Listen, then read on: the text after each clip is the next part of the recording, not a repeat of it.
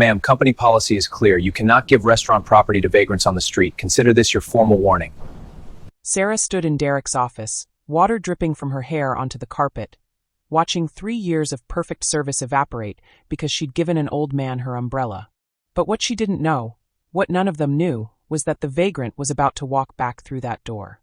And when he did, everything would change. Before we go any further, we'd love for you to hit that subscribe button. Your support means the world to us, and it helps us bring you even more powerful stories. Sarah Mitchell, 28, had mastered the art of invisible exhaustion. For 3 years, she'd worked doubles at Rousseau's, Chicago's premier French restaurant where chandeliers cost more than her annual salary and clientele treated servers like attractive furniture. Single mother to 7-year-old Mia, Sarah stretched every dollar until it screamed, rationed asthma medication, and prayed her 2009 Honda would start one more time. The manager, Derek Hoffman, 35, ran the establishment with an iron fist wrapped in false charm, deferential to wealthy patrons, dismissive to staff. Appearance matters, he'd remind servers, eyeing their worn shoes with barely concealed contempt. It was a Tuesday night when everything changed. The storm hit at 9:47 p.m. like divine fury, sheets of rain hammering the windows, thunder shaking crystal glasses on their shelves. Sarah was clearing her last table when she noticed him through the window, an elderly black man in threadbare clothes, sitting at the bus stop, completely drenched, shivering violently. He'd been there for over 30 minutes. She moved toward the door. Derek's hand caught her arm. Don't even think about it. We've had problems with homeless people and it drives away customers. That's a direct order, Sarah. Do not engage. Sarah watched the other servers glance at the old man and quickly look away. The line cooks exited through the back, heads down. Even Monica, her closest work friend, whispered, "It's not our problem. Derek's right, we can't save everyone." But Sarah couldn't stop thinking about him as she finished her closing duties. At 10:30 p.m., she clocked out and went to her locker.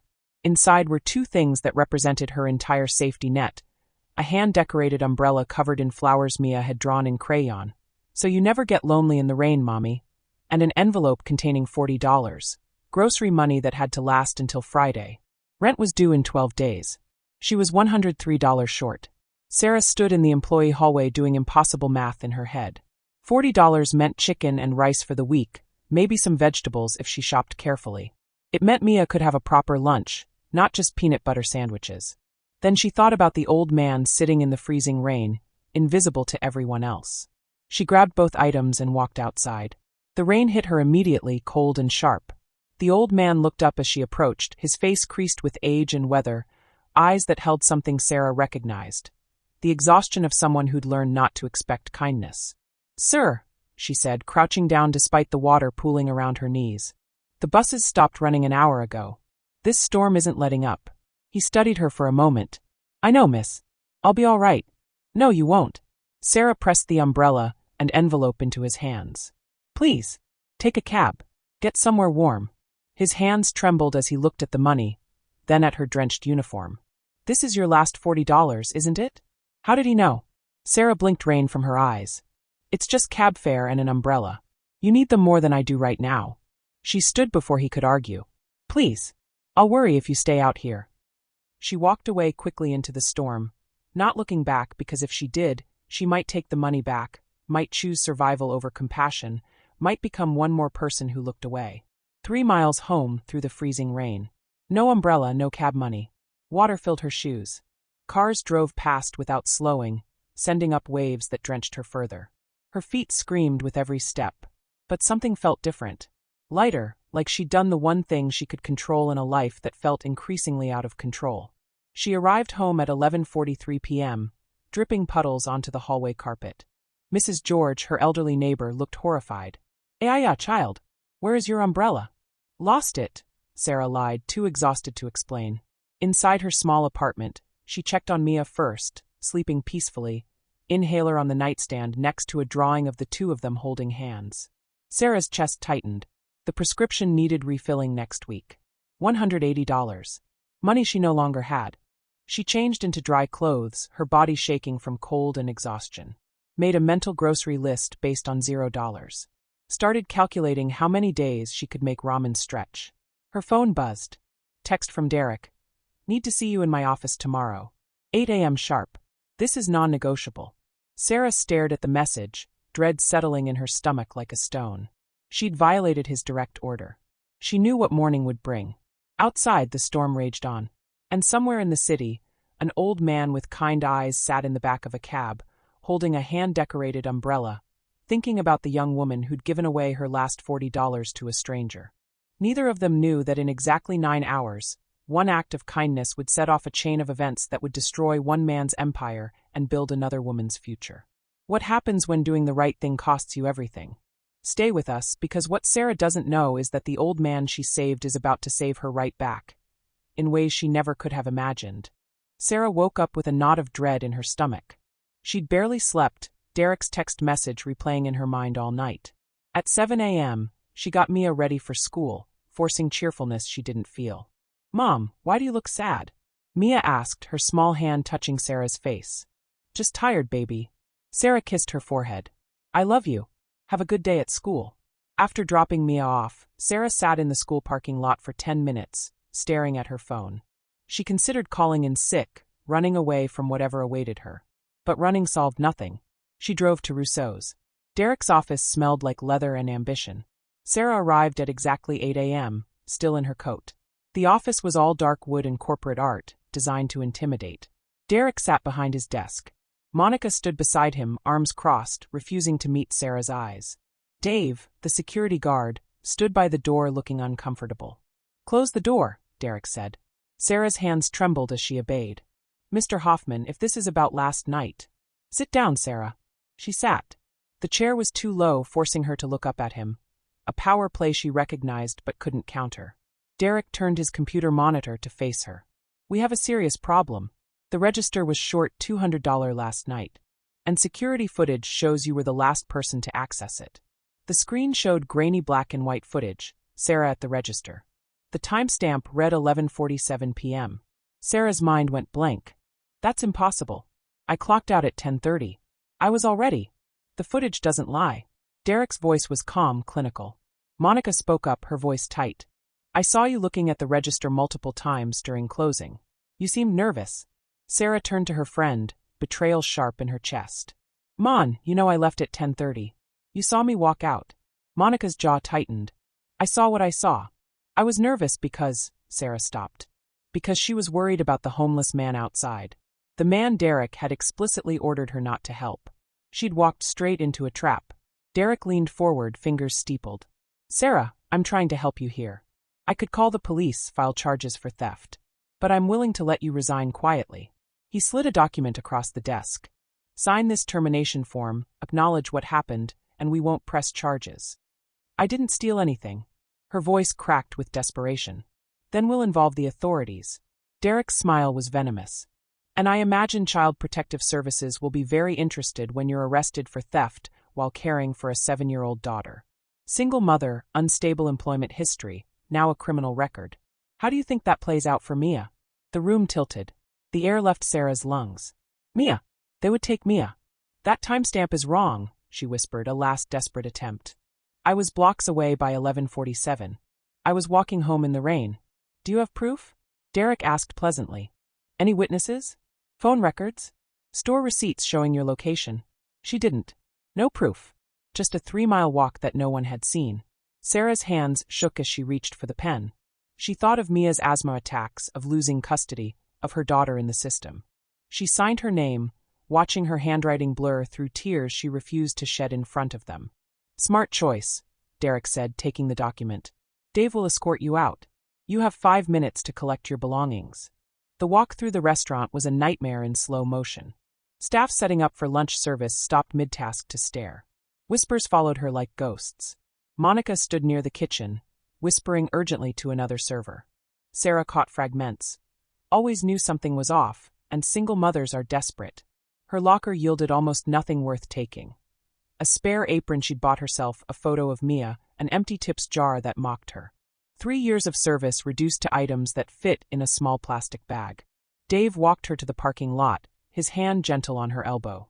Once outside, away from the cameras, he leaned close. "For what it's worth, I don't think you stole anything. There've been rumors. Strange things with the finances. But Sarah," he glanced back nervously, "don't come back here. For your own safety." Derek has connections. His uncle is high up in the company. If you fight this, they'll bury you. Sarah nodded numbly. Thanks, Dave. She sat in her Honda, hands gripping the steering wheel, unable to move. Unable to cry. Unable to process that her life had just imploded. She tried calling Mark, Mia's father. Voicemail. She tried again. Voicemail again. She left a message. Mark, I lost my job. Mia needs her medication refilled, and I don't have the money. Please call me back. Please. She checked her bank account on her phone. $247.18. Mia's medication, $180. Rent due in 11 days, $1,950. The math didn't work. The math would never work. As she finally pulled out of the parking lot, vision blurred with unshed tears, a black town car pulled in. Through her rearview mirror, she saw the back door open, expensive shoes, tailored pants, a flash of silver hair. For a split second, something about the passenger seemed familiar, but she was too devastated to process it, too broken to care. She drove home and spent the rest of the day in a fog, mechanically applying to every restaurant job within 20 miles. By evening, she'd sent out 17 applications. By the end of the week, she'd received 0 responses. The termination for theft had already spread through the restaurant community's informal network. Sarah Mitchell was poisoned now, untouchable. What would you do if one act of kindness destroyed your entire life? Would you still choose compassion over survival? Drop a comment below and let us know. Your support keeps these stories coming. Day 1 after termination. Sarah picked up Mia from school, forcing her face into something resembling normal. Why are you home early, Mommy? Mia asked, clutching her backpack. I got the afternoon off, sweetie. Thought we could spend time together. Mia's face lit up, then dimmed. Mom, my chest feels tight. Sarah's heart clenched. She checked Mia's breathing, slightly labored, wheezing on the exhale. Let's get you home and use your inhaler, okay? At home, Sarah retrieved the inhaler from the bathroom shelf. She shook it. The rattle was ominously light. She checked the prescription label. Refill needed by October 3rd. 5 days away. That night, after Mia fell asleep, Sarah spread bills across the kitchen table like a macabre game of solitaire. Rent, $1,950 due in 10 days. Utilities, $287. Internet, needed for job searching $65. Mia's medication, $180. Groceries, $1. Her savings, $247.18. She pulled up the unemployment benefits website, started the application. Question 12. Reason for separation from employment? Options included laid off, quit voluntarily, fired for cause. She'd signed a document admitting to theft. She couldn't claim unemployment. The system flagged her application. Not eligible, terminated for misconduct. Sarah closed the laptop and pressed her palms against her eyes. Day 2. Sarah applied to 23 jobs: diners, chain restaurants, coffee shops, fast food. Anything. Everything. Most applications required references. She couldn't use Rousseau's. Her previous job was 3 years ago, a small Italian place that had closed down. She sent the applications anyway, each one feeling like throwing messages in bottles into an ocean that didn't care. Day 3. Mia had an episode at school. The nurse called. Ms. Mitchell, Mia's having difficulty breathing.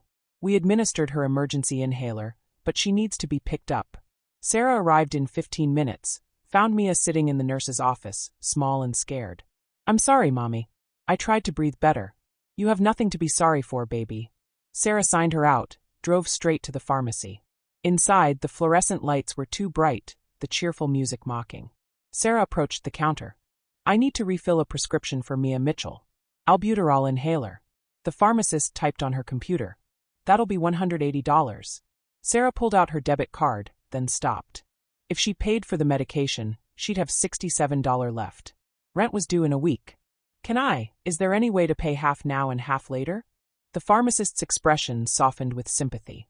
I'm sorry, hon, we can't split prescription payments. It's the full amount or we can't dispense it. What about a generic? Or a payment plan? This is the generic. And we don't offer payment plans. Have you tried applying for pharmaceutical assistance programs? Sarah's throat tightened. How long does that take? Usually 4 to 6 weeks for approval. Mia didn't have 4 to 6 weeks. Sarah put her card away. Okay, thank you. In the parking lot, Mia asked, Did you get my medicine? Not yet, baby. Soon. I promise. The lie tasted like ash. That evening, Sarah called Mark again. This time, he answered. Sarah, I told you I'm between jobs right now. I can't help with extra expenses. This isn't extra, this is our daughter's asthma medication. She can't breathe, Mark. Look, I'll try to get you some money, but I can't promise anything before next month. My unemployment just ran out and... Sarah hung up. She couldn't listen to another excuse from a man who'd abandoned fatherhood the moment it required sacrifice. Day 4. Sarah researched gig economy options. Food delivery, grocery shopping, rideshare driving. All required current auto insurance and vehicle registration. Hers had lapsed 2 months ago when she'd had to choose between insurance and keeping the electricity on. She tried signing up anyway. Application rejected. Vehicle insurance verification failed. That night, Mrs. George knocked on the door with a casserole. I heard you lost your job, child. The kindness broke something in Sarah. She told Mrs. George everything. The false accusation, the doctored footage, Derek's threats, Mia's medication, the impossibility of it all. Mrs. George listened, then said quietly, That restaurant always seemed too fancy for its own good. But Sarah, you need to fight this. Can you talk to the owner? The owner? The man who founded the company. William Rousseau, I think. He used to come to our church sometimes years ago. Very kind man. He retired, but maybe he could help. A spark of hope flickered in Sarah's chest. Do you know how to reach him? Mrs. George shook her head. Haven't seen him in years. But maybe try going back to the restaurant. Ask to speak to corporate? Someone higher up than that terrible manager. Day 5. Sarah put on her one professional outfit. A gray blazer and black pants she'd bought for job interviews 3 years ago, slightly wrinkled but clean. She dropped Mia with Mrs. George, promising to be back soon. She drove to Rousseau's, hands sweating on the steering wheel. As she parked, she noticed the black town car in the lot again, the same one she'd seen the day she was fired. Through the restaurant's front window, she could see into the private dining room where an elderly man in an expensive suit sat alone, reviewing documents. Something about his posture, the way he held himself, seemed oddly familiar. But Sarah was too focused on survival to give it more than a passing thought. She had to try for Mia, for herself and for the truth. She took a deep breath and walked toward the entrance, not knowing that the man in that dining room was the reason she'd been fired, and the reason she was about to be saved.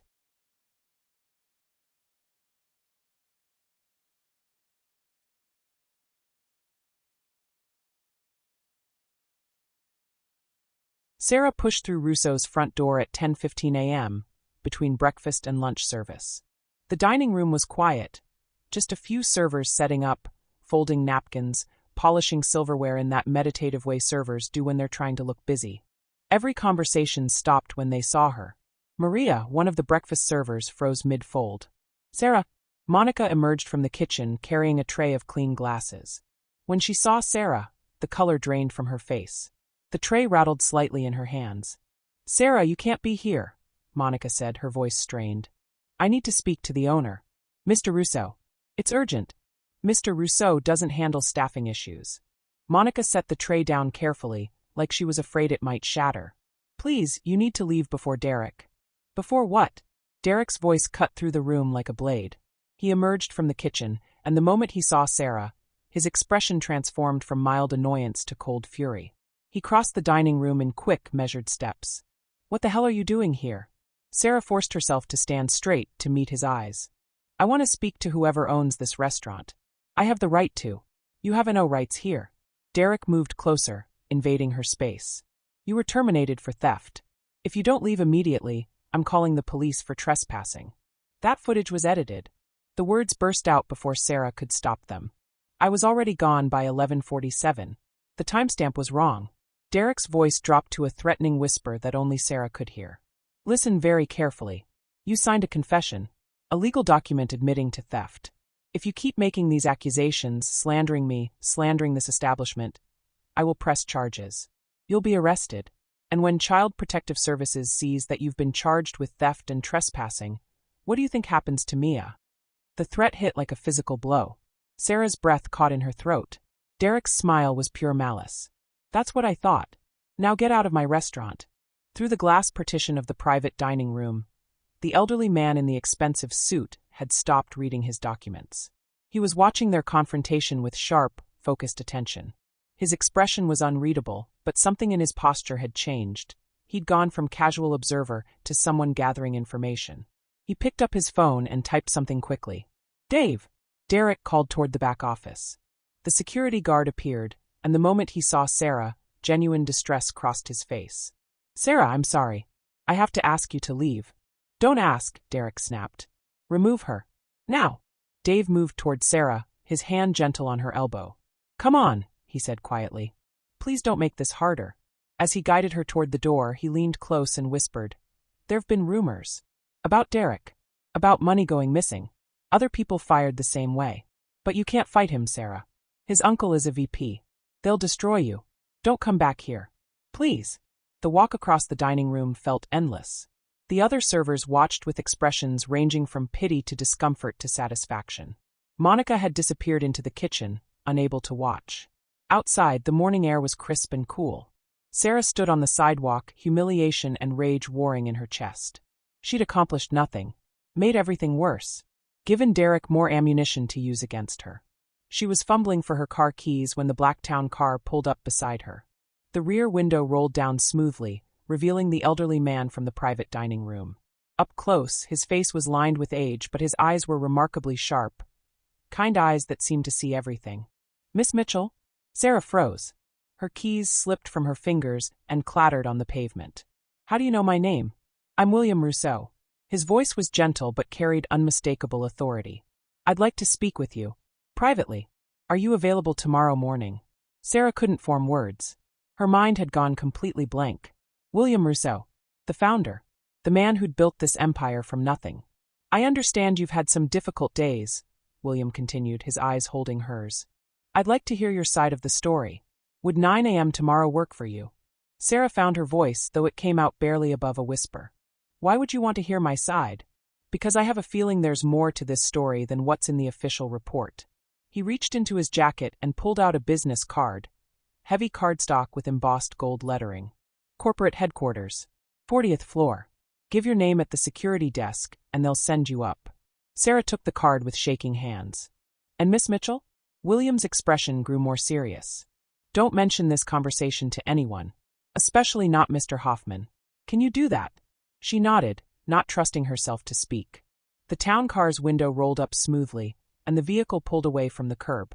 Sarah stood on the sidewalk, staring at the card in her hand like it might disappear if she looked away. Through the restaurant window, she could see Derek standing in the dining room, arms crossed, watching her with a smirk that said he'd won. But he didn't know about the card. Didn't know about the meeting. Didn't know that the man who'd founded his empire had just given Sarah something she'd lost. Hope. Her phone rang, shattering the moment. "The school. Again. Ms. Mitchell? This is Nurse Bradley. Mia's having another episode. We've used the emergency inhaler, but you need to bring her regular one when you pick her up. She can't come back to school tomorrow without it." Sarah closed her eyes, fighting back tears. "I'll be right there." She bent down, picked up her dropped keys, and got in her car. Tomorrow morning at 9 a.m., she had a meeting that might change everything. But right now, she had to figure out how to get her daughter's medication with $247 and no job prospects. One crisis at a time. That's all she could handle. One crisis at a time. 3 weeks earlier, William Rousseau sat in his home office overlooking Lake Michigan, morning sunlight streaming through floor-to-ceiling windows. At 72, he should have been fully retired, golf, travel, enjoying the wealth he'd built. Instead, he was reading complaint reports with growing concern. His son James paced nervously near the window. "Dad, you need to let this go. I'm running the company now. You retired 8 years ago. It's time to trust me." William set down the document he'd been reading, the third anonymous letter he'd received in 2 months, this one describing a pattern of discrimination and retaliation at the Chicago flagship location. "In the 8 years since I stepped back, how many formal employee complaints have been filed across all locations?" James shifted his weight uncomfortably. "Every business has some turnover. It's normal. 16 formal complaints about discrimination or harassment. 12 wrongful termination lawsuits that we settled quietly, confidentially, without admitting fault. And 3 anonymous letters sent directly to my personal address, bypassing corporate HR entirely, describing systematic abuse at our Chicago location." William's voice remained calm, but his eyes were steel. "That's not turnover, James. That's institutional rot." On William's desk sat a framed photograph, 1952, Jackson, Mississippi. A young William, 19 years old, standing outside a diner with a prominent, whites-only sign. In the photo, his face was carefully blank, but his eyes held barely suppressed rage and hurt. He'd carried that photograph through 45 years of business for one reason: to never forget what it felt like to be invisible. James tried a different approach. What exactly are you proposing? We have systems in place. HR protocols. Regional oversight. If there were real problems, if the systems were working, I wouldn't be receiving anonymous letters. William stood, walking to the window. I'm conducting undercover visits to locations with complaint histories. You're 72 years old. You can't just. I built this company from an $8,000 loan and a promise to myself. Everyone who walks through our doors, customers and staff, would be treated with dignity. Because I remember what it's like to be treated as less than human. William turned to face his son. If I've built something that perpetuates the very systems I fought against, then I've failed. And I need to know. James ran a hand through his hair, frustrated. This is insane. What are you going to do, dress up like a homeless person and see if anyone treats you badly? That's exactly what I'm going to do. Patricia Jackson, William's assistant of 30 years, helped him prepare. In his office conference room, she laid out worn clothes purchased from thrift stores: a thin jacket with a broken zipper, pants with visible wear, shoes that had seen better decades. You're sure about this? Patricia asked, watching William examine the outfit. Completely sure. He picked up the jacket, testing its weight. If someone treats me poorly when I look like this, imagine how they treat people who actually have no power. No resources. No way to fight back. And if you find what you're looking for, then I fix it. Quickly. Decisively. The way I should have been doing all along. The night of the storm, William arrived at the Chicago Rousseaus at 8:30 p.m. His driver Marcus parked around the corner with warm clothes, towels, and a thermos of hot coffee waiting. William had insisted on making the test as authentic as possible. He'd sit outside for 90 minutes, see how staff responded. He positioned himself at the bus stop directly in front of the restaurant's main windows, clearly visible. For the first 30 minutes, light rain. Staff inside moved about their duties, occasionally glancing out the window but never making eye contact. William noted their avoidance, practiced, deliberate. At 9:15, a man in an expensive suit, clearly management, stood at the window, made a phone call, gestured toward William. Moments later, William watched the manager address the staff. Though he couldn't hear the words, the body language was clear. Do not engage. At 9:45, the storm hit. Rain turned torrential. Thunder cracked overhead. William was soaked within minutes, genuinely cold despite having planned for discomfort. Water ran down his face, pooled in his clothes. This was more real than he'd anticipated. Staff members left through the back door in groups, walking past him without a glance. One man, a line cook, looked at William, seemed to hesitate, then looked away quickly and hurried to his car. At 10:30, William was genuinely considering signaling Marcus. He'd proven his point. The staff had been instructed to treat him as invisible, and they'd obeyed. Then she appeared, a young server, clearly exhausted, soaking wet the moment she stepped outside. She carried a hand-decorated umbrella, flowers drawn by a child's hand, and she walked directly toward him. When she crouched down to his eye level, meeting his eyes with genuine concern, William felt something he hadn't felt in years during a business interaction. Surprised. Sir, the buses stopped running an hour ago. This storm isn't letting up. Her uniform was worn but clean. Her shoes needed replacing. And she was trying to give him an umbrella that was clearly precious, a gift from her child. I know, miss. I'll be all right, he said, testing her resolve.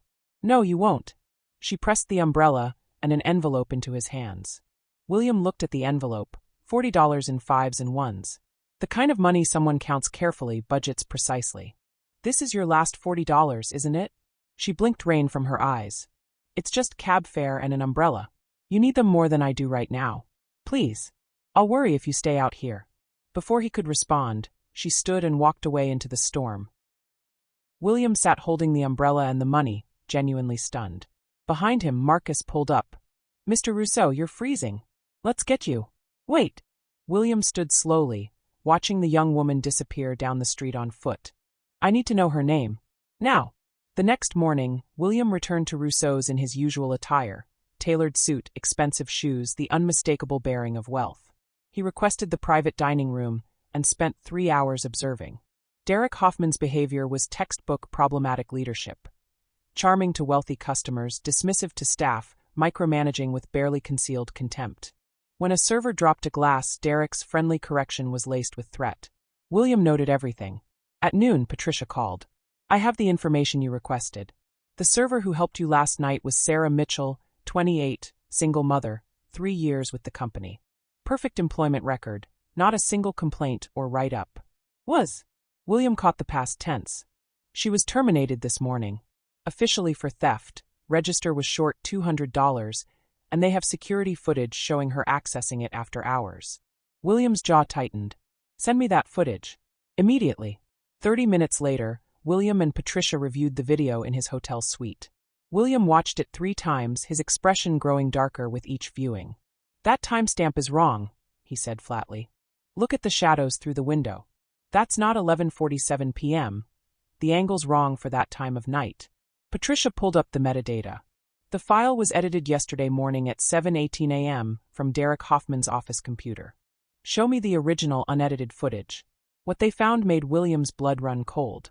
The original footage showed Sarah clocking out at 10:28 p.m. and leaving. At 11:47 p.m., the exact timestamp used to accuse Sarah, Derek Hoffman and another server accessed the register. Derek pocketed cash. The other server stood watch. "Pull all security footage from this location for the past 6 months," William ordered. "Every register access after hours. Every employee termination. I want to know exactly how deep this goes." Over the next 3 days, the pattern emerged with damning clarity. $8,347 stolen over 3 months, always by Derek or his accomplice Monica. 6 employees fired in 18 months, 3 black, 2 Latino, 1 white Sarah. Each termination blamed on theft or policy violations. HR complaints about Derek were filed but never escalated. Derek's uncle, Robert Hoffman, was the regional VP who'd approved every termination. William made calls. Discovered that Robert had been receiving kickbacks from Derek, 10% of every theft. That Robert had been systematically burying complaints to protect his nephew. On Wednesday, William called Patricia into his hotel suite. "Schedule a mandatory staff meeting for Friday at 2 p.m. Everyone required to attend, including recently terminated employees." "Should I inform Derek?" William's expression was ice. "No. Let it be a surprise. And Patricia? Contact Sarah Mitchell personally. Tell her she's invited to a meeting concerning her termination. Tell her to arrive at 1:45 p.m. But don't tell her anything else." Patricia nodded. "Anything else?" "Yes. Start drafting termination papers for Derek Hoffman and Robert Hoffman. Contact the police. I'll be filing formal charges for embezzlement and fraud. And find me the best wrongful termination attorney in Illinois. Miss Mitchell is going to need representation." "For what?" "For when she sues us," William said quietly. "Because that's exactly what she should do. And I'm going to make sure she wins." Wednesday evening, Sarah was making boxed mac and cheese, 3rd night in a row, when her phone rang. Unknown number. Probably a bill collector. She almost didn't answer. "Miss Mitchell? This is Patricia Donald from Rousseau's corporate headquarters." Sarah's heart stopped. Yes. Mr. William Rousseau would like to formally invite you to a staff meeting this Friday at 2 p.m. at your former location.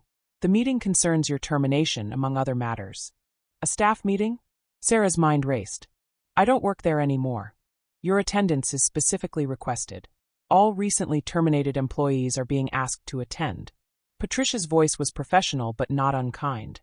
"Travel expenses and lost wages for the afternoon will be compensated at your former hourly rate."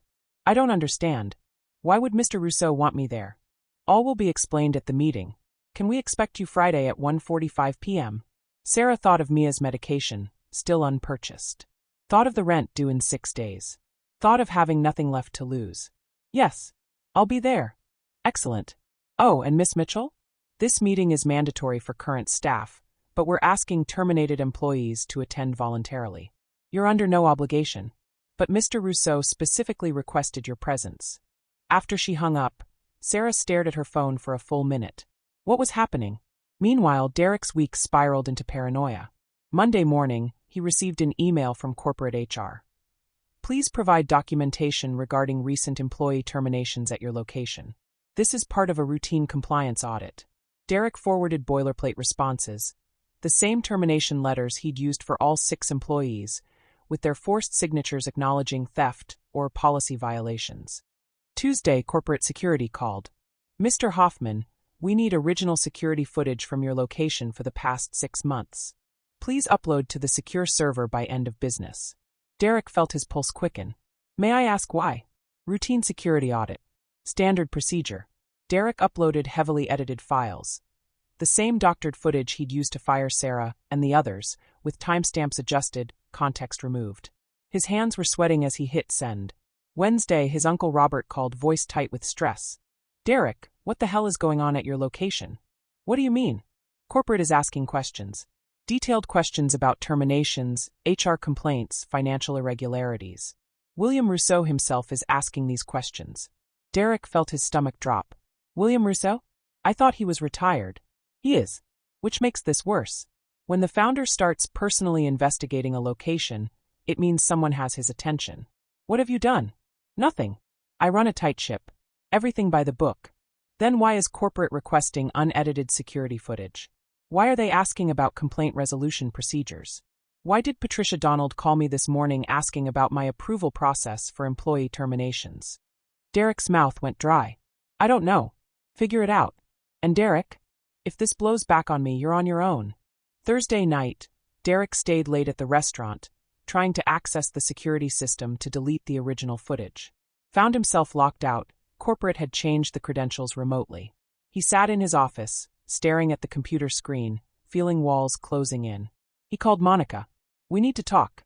Tomorrow morning before the meeting." "What meeting? You didn't get the email?" Corporate called a mandatory staff meeting for tomorrow at 2 p.m. Silence on the line. Then, "Derek, what's going on?" "I don't know. But we need to get our story straight."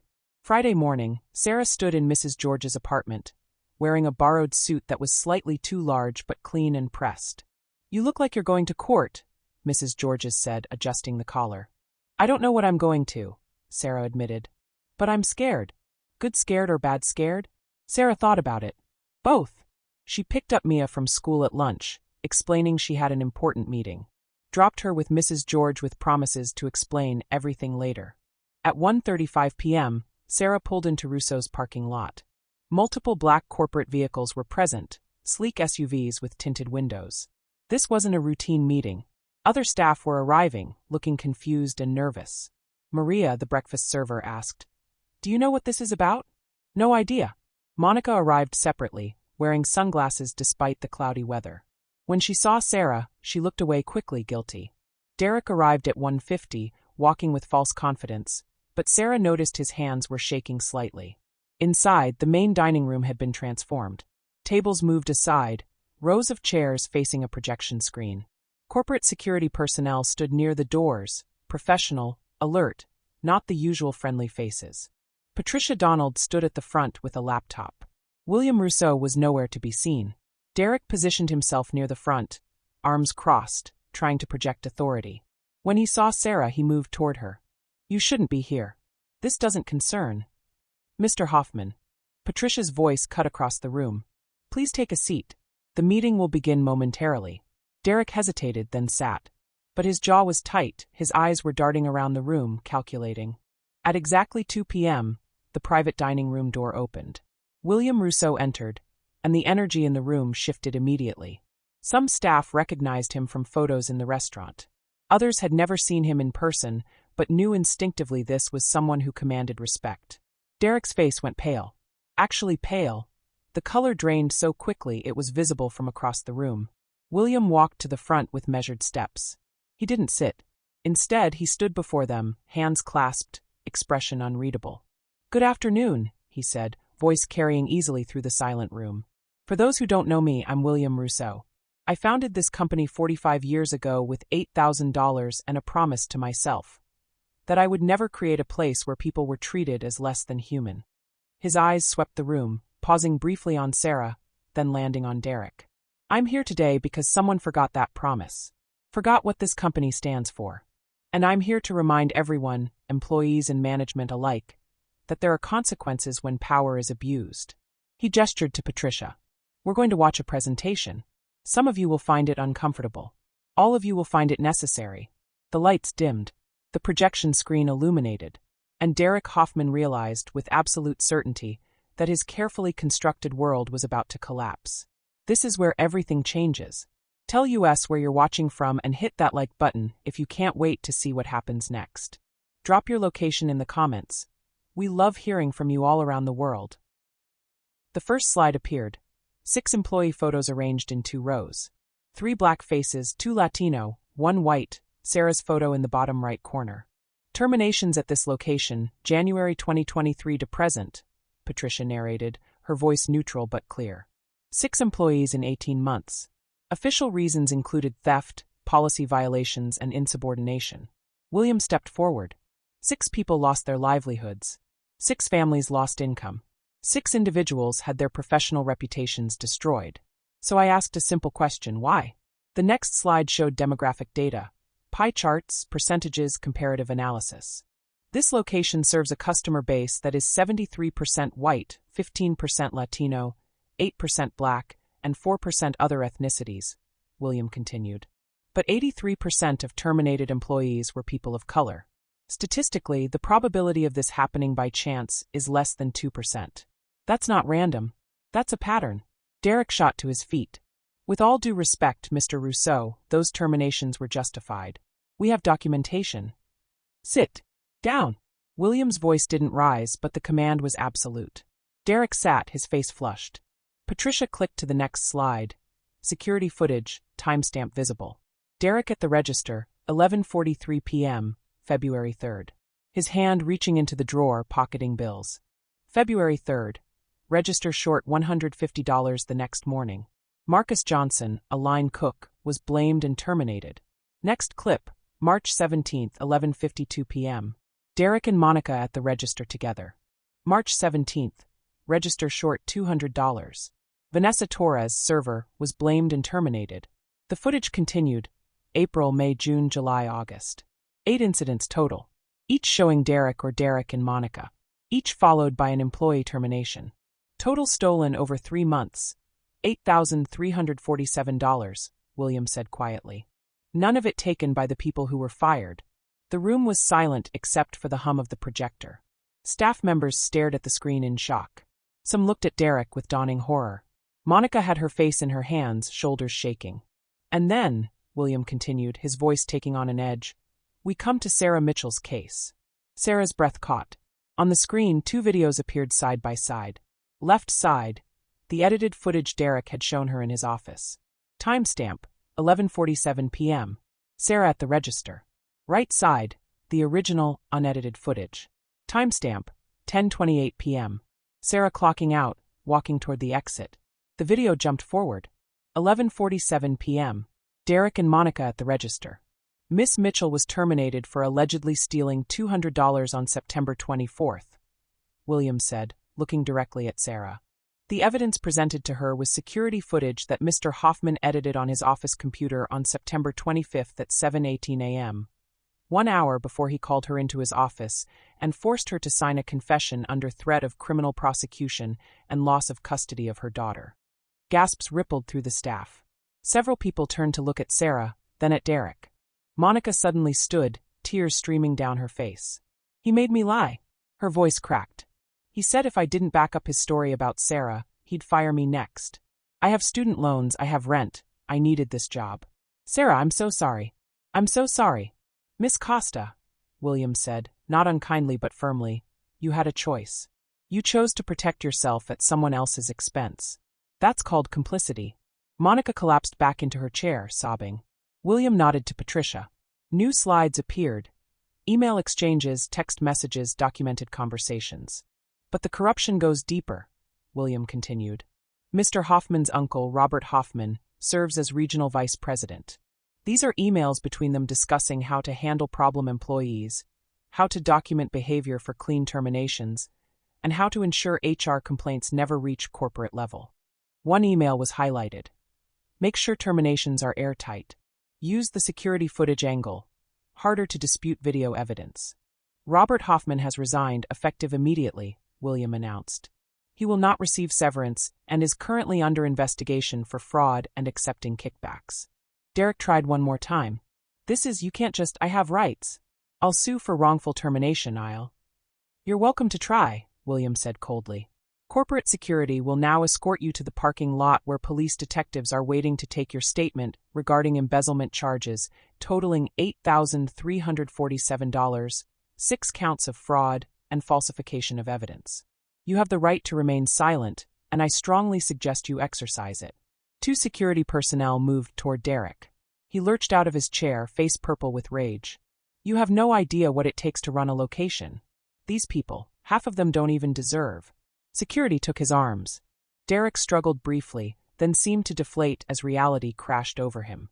As he was escorted toward the door, he locked eyes with Sarah. For a moment, genuine fear crossed his face. Then the door closed behind him, and he was gone. The silence that followed was profound. William turned to face the remaining staff. I founded Rousseau's in 1979. I was 26 years old, and I had $8,000 I'd saved working 3 jobs. I grew up in Mississippi in the 1950s. I know, personally, intimately, what it means to be invisible. To be treated as less than human because of the color of your skin or the size of your bank account. His voice grew quieter but more intense. I built this company on one principle. Everyone who walks through our doors deserves dignity. Customers and staff. Rich and poor. Every race, every background. If you can't honor that, you don't belong here. He looked at Sarah. Miss Mitchell, would you stand please? Sarah rose on shaking legs. You were wrongfully terminated. You were publicly humiliated. You were left without income while caring for a sick child. That is unacceptable, and it happened because I wasn't paying attention to what was happening in my own company. He nodded to Patricia, who handed him a folder. This check is for $15,000, back pay for 3 weeks of lost wages, compensation for damages to your reputation, and a settlement for wrongful termination. Additionally, this location needs a new general manager. The position is yours if you want it. Salary is $72,000 annually plus full benefits. Sarah couldn't breathe.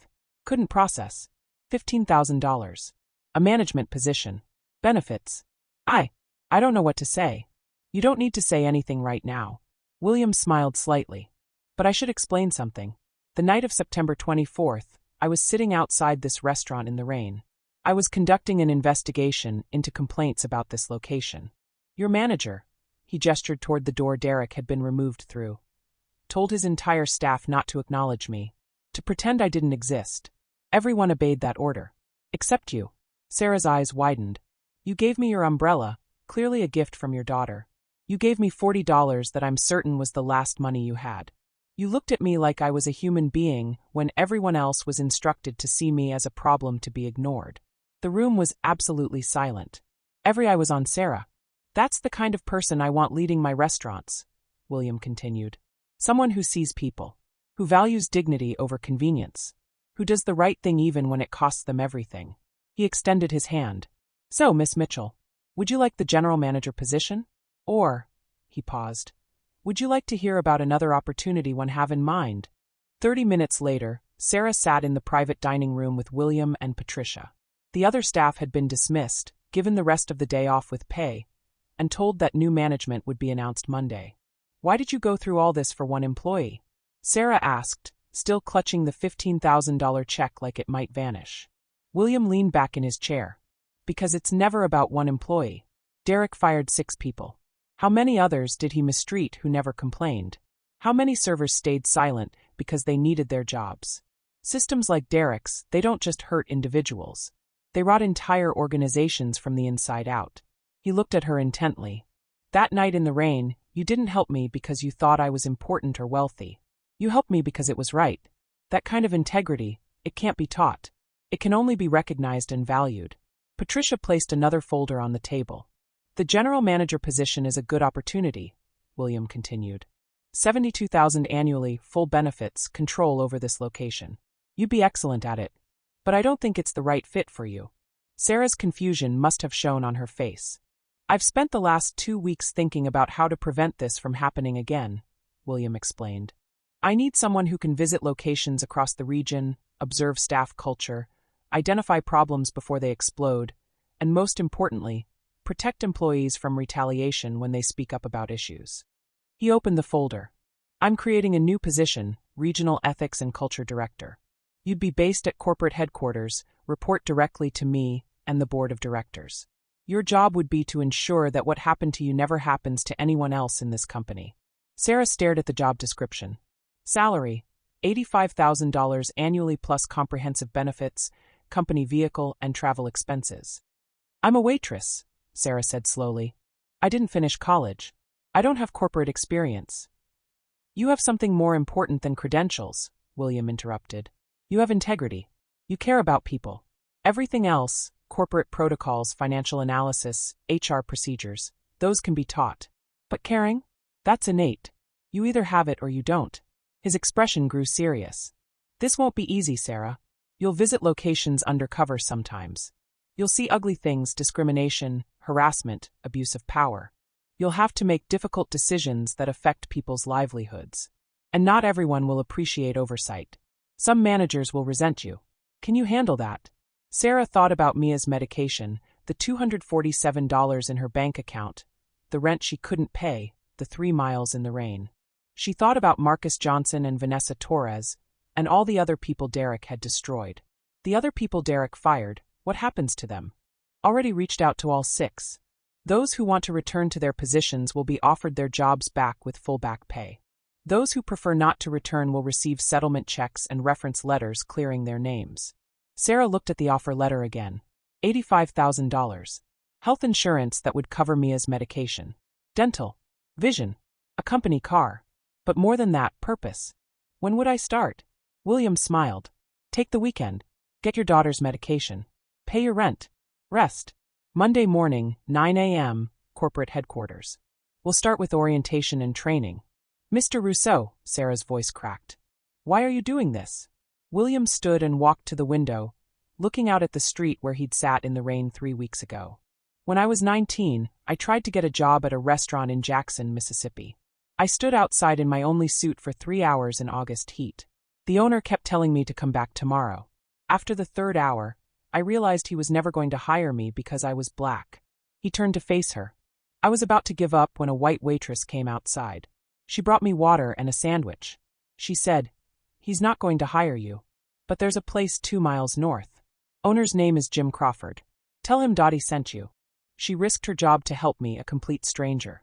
His voice grew soft. I got that job. Worked there for 3 years, saved every penny. 10 years later, I had enough to open my first restaurant.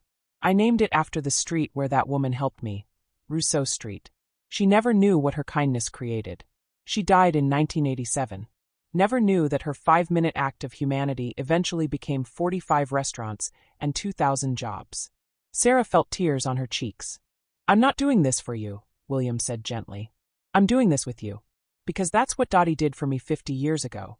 She saw potential where everyone else saw inconvenience. She chose kindness over safety. And it changed everything. Sarah signed the offer letter with shaking hands. Welcome to the team, Miss Mitchell. William shook her hand firmly. Now go get your daughter's medication. And tomorrow, when you tell Mia about your new job, tell her something else. Tell her that kindness is never wasted. It just takes time to bloom.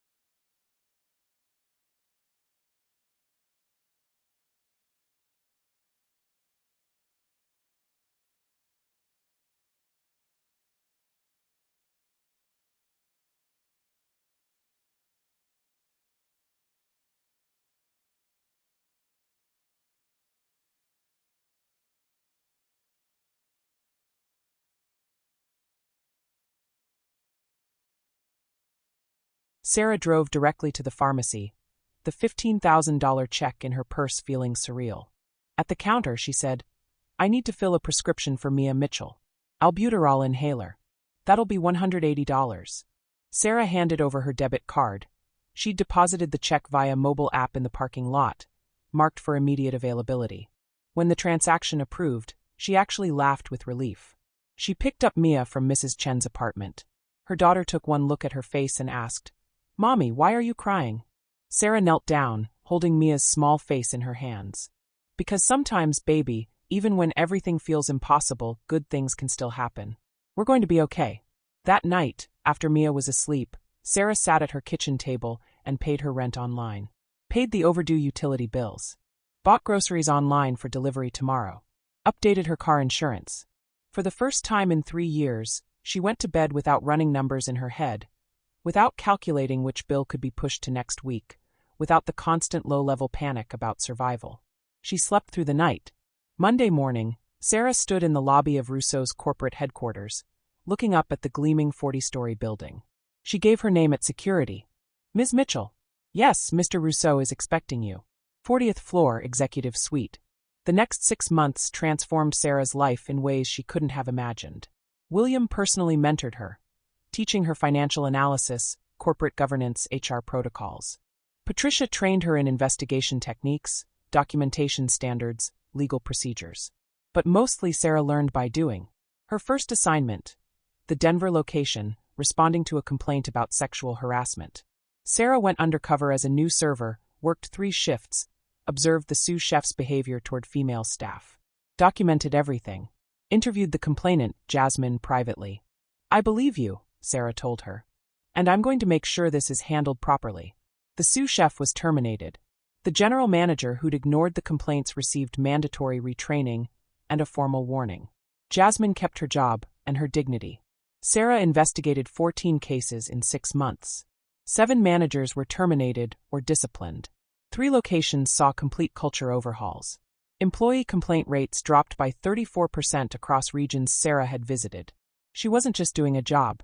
She was fulfilling a mission. If you believe one act of kindness can change everything, hit that subscribe button. Share this story with someone who needs to hear it. Because Sarah's journey isn't over, and neither is the ripple effect of what happened that rainy night. 6 months after that rainy night, Sarah Mitchell sat in her office at corporate headquarters, reviewing quarterly ethics reports. Her desk displayed 3 items: a framed photo of Mia at her new school, the hand-decorated umbrella under glass, and her nameplate, Regional Ethics and Culture Director. Mia was thriving, new neighborhood, better school, medication always in stock, asthma under control. They'd moved into a 2-bedroom apartment with actual space. Sarah had bought a reliable car. Most importantly, she'd stopped living in survival mode. One Wednesday morning, an email arrived. "My manager is retaliating against me for reporting discrimination. I'm scared I'll be fired. Please help. Marcus, Phoenix location." Sarah immediately booked a flight. In Phoenix, she went undercover, worked 3 shifts as a server, observed everything. The manager systematically punished Marcus. Worst shifts, worst tables, constant criticism. Sarah saw herself 6 months ago. The quiet desperation, the fear of losing everything. After documenting the pattern, she revealed her identity to the manager. "We need to discuss your retaliation practices." She placed the manager on administrative leave, called corporate HR, initiated a full investigation. Then she met privately with Marcus. "You're not losing your job. Your complaint will be taken seriously. I promise." Marcus looked at her with desperate hope. "Why are you helping me? You don't even know me." Sarah smiled. "Someone helped me once when I had nothing and no one believed me. I'm just paying it forward."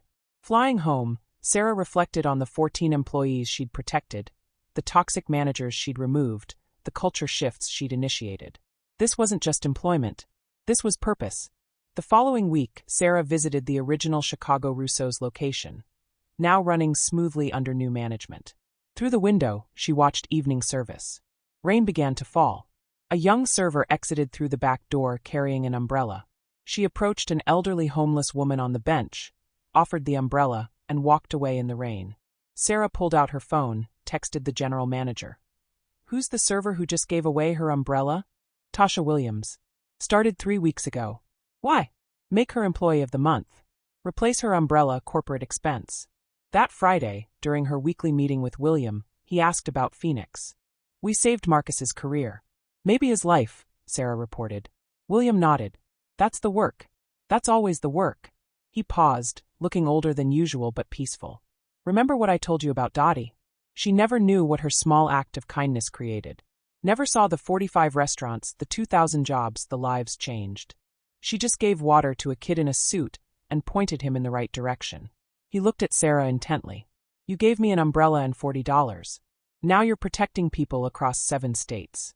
Your kindness didn't just bloom, Sarah. It multiplied. And it will keep multiplying through every Marcus and Jasmine you help. William slid a folder across the table. The board-approved expansion of your department. You can hire 2 additional ethics directors. Build a team. Scale this work. Make it permanent across all 45 locations. Sarah opened the folder, budget approval, job descriptions, vision for company-wide transformation. When do we start? You already did. 6 months ago in the rain. That evening, driving home, Sarah passed a bus stop where a young man sat in the rain. She pulled over, retrieved the emergency umbrella from her trunk. She always carried one now. Hey, buses stopped running. Need a ride somewhere? The young man looked up, surprised. I can't ask you to. You're not asking. I'm offering. Come on. No one should sit in the rain alone. He hesitated, then stood. Thank you. I'm David. Sarah. Nice to meet you, David. As they drove, she asked about his situation, learned he was between jobs, gave him her business card. If you need help finding work, call me. We're always looking for good people. After dropping David at a shelter, Sarah caught her own reflection in the rearview mirror. She saw the woman who'd walked 3 miles in freezing rain, who'd given away her last $40, who'd refused to look away when everyone else did. That woman was still there. Had never left. She just needed someone to see her first. Sarah drove home to Mia, to their safe apartment, to the life they'd built from the ashes of that terrible night. And she thought about William's words. Kindness is never wasted. It just takes time to bloom. Her phone buzzed. Text from William. David just called me. Said a woman named Sarah gave him a ride and your business card. Well done. The circle continues. Sarah smiled. The umbrella she'd given William had created 45 restaurants. The umbrella she'd just given David might create something else entirely. You never knew where kindness would lead. You just had to be brave enough to give it away.